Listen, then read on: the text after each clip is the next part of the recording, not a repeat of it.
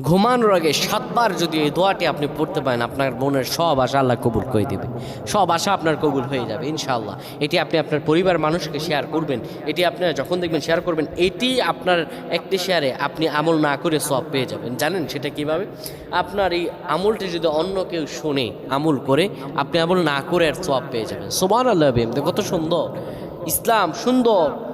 আপনি আমল মানুষের কাছে ছড়িয়ে দিবেন, মানুষের কাছে আমলগুলো শেয়ার করবেন, আল্লাহ তাআলা আপনাকে ফজিলত দান করে দেবে। প্রিয় ভাইরা আমার, অনেকে মনের মধ্যে অনেক আশা, অনেক ব্যথা, অনেক চিন্তা, অনেক চেতনা, কি করব, আপনি আল্লাহ আপনার শব্দ কবুল করে নেবেন।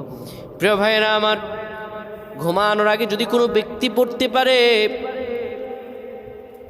ঘুমানোর আগে উজু করার পরে 7 বার যদি পড়তে পারে, ইয়া রব্বানা ইয়া রব্বানা ইয়া রব্বানা, হে আমাদের রব, হে আমাদের রব, আল্লাহুম্মা উফিরলি।